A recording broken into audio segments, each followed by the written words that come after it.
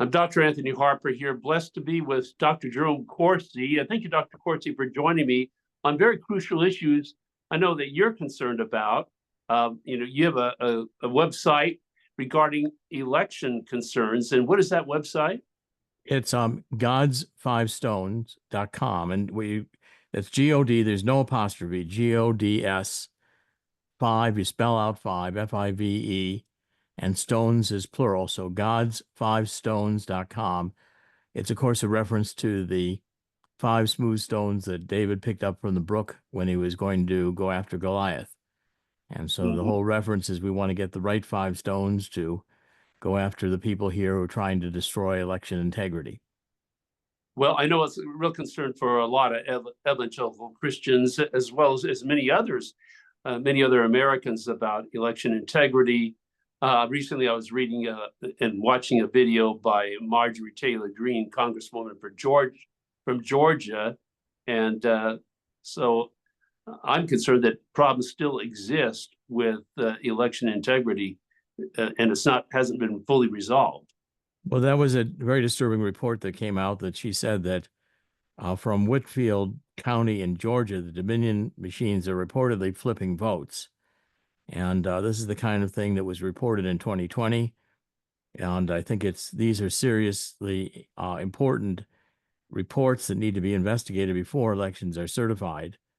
And what we've been investigating is we've found that there are algorithms, which are code encrypted into the state Board of Election voter registration databases, the databases that are used to vote. And these are intelligence agency grade complexity, these codes. What they allow the criminals to do, whoever put these codes into the state election boards, is to create voters that don't exist, that yet get real state voter ID numbers, which means that they can be used to vote mail-in ballots. And the scheme is like a card marking scheme where the deck of cards is shuffled, so the voter rolls are given numbers not by the date you register, but by the algorithmic or mathematical scheme. They're mixed up, and so you can insert into the voter rolls false voters that don't exist, that look perfectly legitimate. They're just fabricated. And so go ahead. So these are the core of, we're finding these algorithms in virtually every state we look at. They're in New York and New Jersey, Ohio, Wisconsin, Pennsylvania, and we're about to report on Texas and Arizona and also Hawaii. So the battleground states, it looks to us like you've got Wisconsin, Pennsylvania, Texas, and Arizona, all of which have these algorithms embedded into the database to facilitate mail-in ballot fraud. That's what looks like the purpose of the scheme is. But along with that, I was contacting a Michigan election worker, and she said that people only have to attest that they are U.S. citizens, but there is no proof that they have to provide to the state of Michigan that they are U.S. citizens, like a birth certificate whatsoever. So I think that has been a serious concern as well. And there is a recent movie by Dinesh D'Souza about vindicating Trump and talking about these election issues. There's quite a lot of concerns, and I think that the American public is beginning to realize that the Democrats are planning to steal the 2024 election. I think it can be stopped, but I think until we found these algorithms, they had a scheme set up that they thought was undetectable, because you could have a small group of people operating the computer system or penetrating the computer system of the State Board of Election. And let's say Kamala Harris was slipping by a bit, you could pull out, in New York, there's probably 300,000 records that we found that could be fabricated. They're not real voters. They could be used to say, let's make sure this person has a mail-in ballot requested. That ballot's then requested and it's printed. Since the numbers match and the fake voter, or the false voter that doesn't exist, the fictional voter has a real state ID, which shows up on the outside envelope of the mail-in ballot, that's a certifiable vote. So you can vote, you can basically change any election you want in this scheme simply by voting the number of mail-in ballots you need to beat your opponent. And they're all preset. You know, the state boards of elections say, well, we're getting rid of the people who moved and we're getting rid of the people who have died. But these are records that are created internal to the system itself, the cryptographic scheme. And so therefore the criminals are not planning to use the obvious records that should be cleansed from a database. They're planning to use the ones they created, which are much more insidious and hard to find. Well, something that also was brought up by Dinesh D'Souza was that people could be printing ballots or, and they could be scannable by a photocopy from original ballot that they may have received somehow. This is, I know, a very serious concern. And then Laura Trump with Republican National Committee talked about that they have 100,000 monitors to make sure there is no steal of the election. I don't know if 100,000 monitors is enough. Well, I don't know either. I mean, I think we're assisted by first of all, it's very disturbing to see these algorithms in the databases of the State Board of Election. It means, I think, that the intelligence agencies have decided to start rigging elections here in the United States. That could be the CIA or the NSA. They've been rigging elections overseas for many years, decades.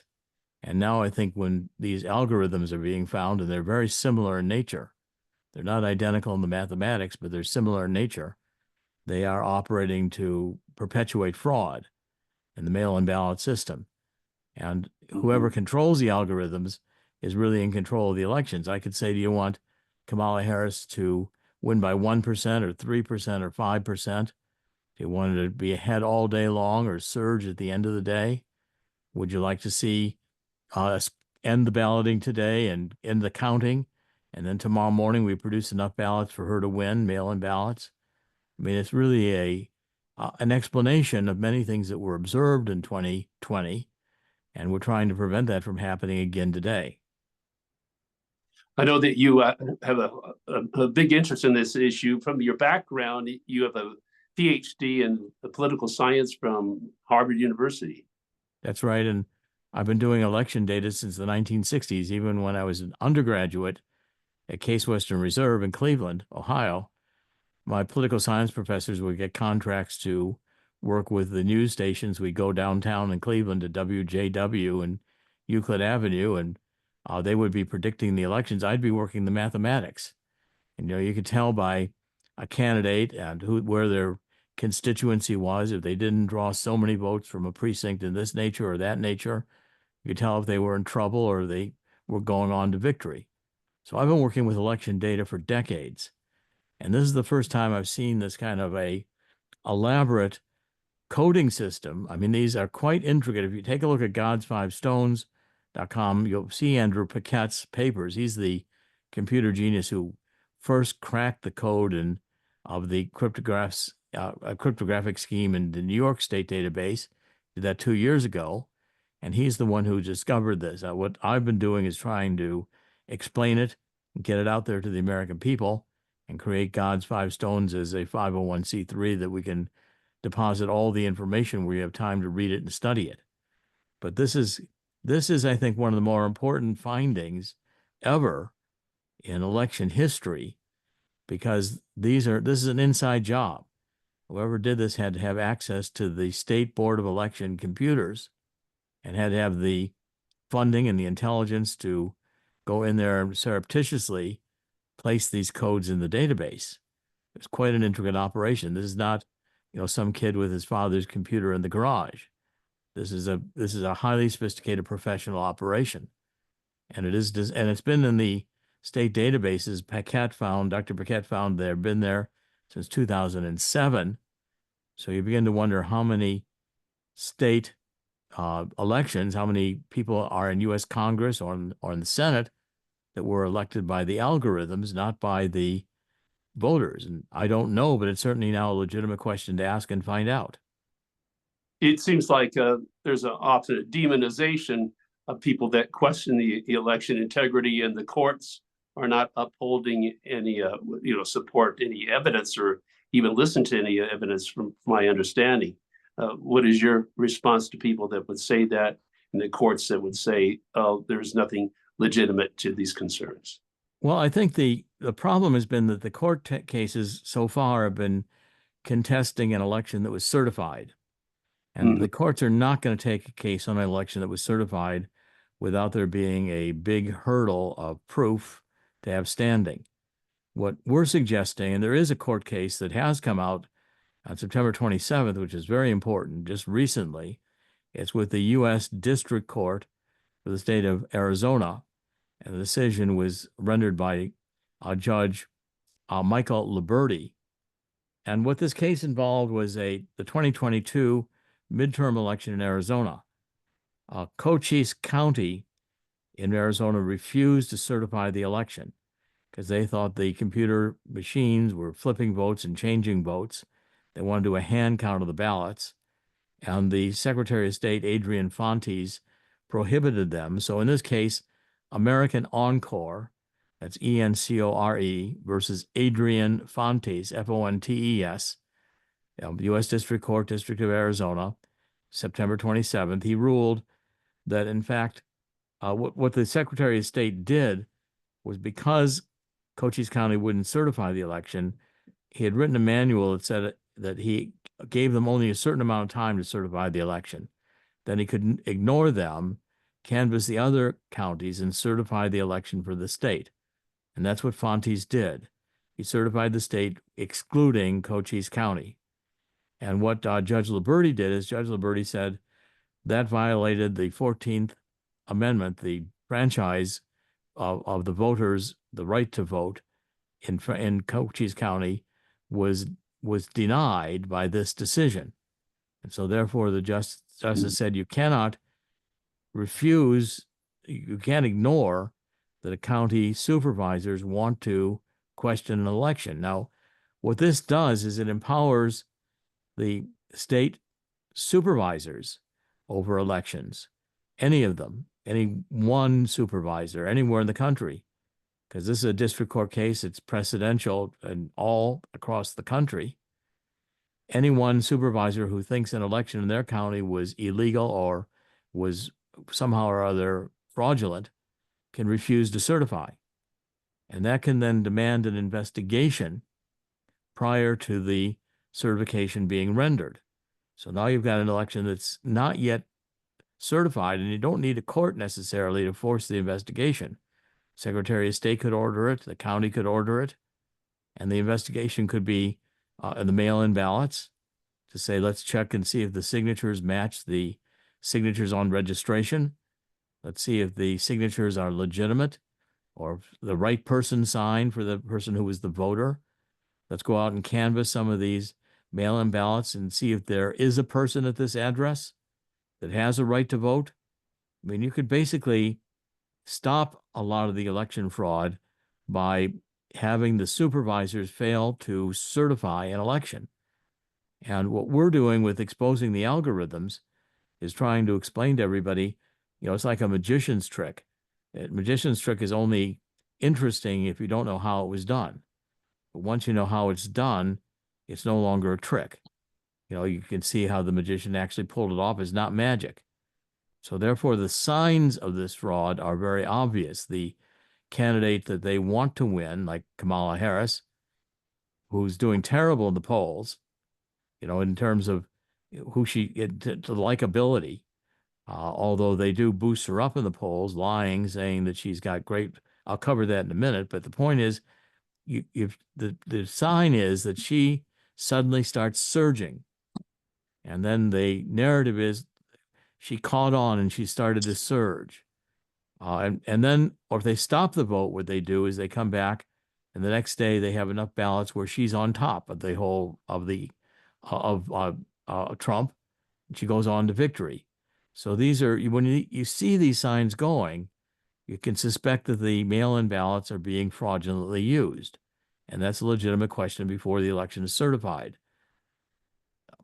I would even argue they're running a psychological operation.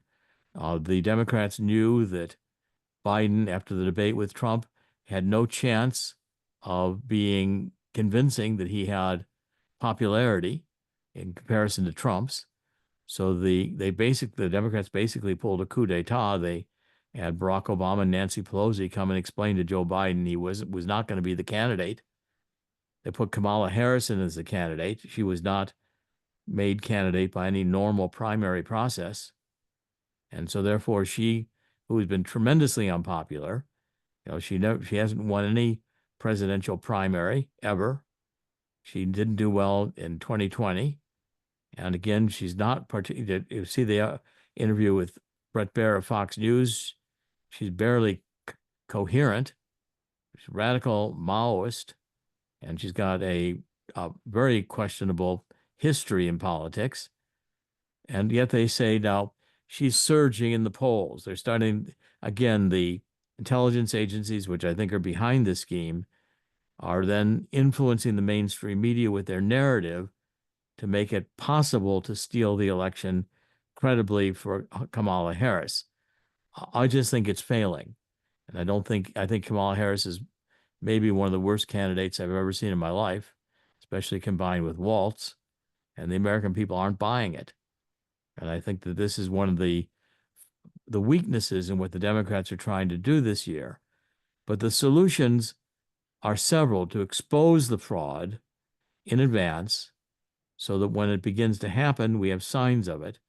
Just like we're hearing now the reports of the machines changing and flipping votes. That needs to be investigated before those elections are certified. And now the state supervisors are empowered to actually do their job and detect whether there's cause to believe there may be fraud that needs to be investigated. And that cannot be resolved without an investigation. Get investigations going of these elections, they'll have a very hard time justifying the mail-in voting. Yeah, a lot of issues to address. Very, very serious how it impacts the future of America. I know a lot of Americans have the serious concerns and high anxiety in this situation. And I know you have a lot of great information on your website for more details. And people can go to your website. Once again, that website address is? It's God's, no apostrophe, GODS 5. You spell out 5, FIVE. Stones, it's plural, STONES, gods5stones.com. Dr. Corsi, thank you for sharing these serious concerns a lot of people need to pay attention to for America to survive. And I know that many evangelical Christians that I know want America to be great again. But of course, I think about what President Lincoln had to say in the middle of the Civil War, that we need to be a nation to honor God. And I hope that will happen soon. I do too. God bless. That's my devout wish as well. We need to return to God.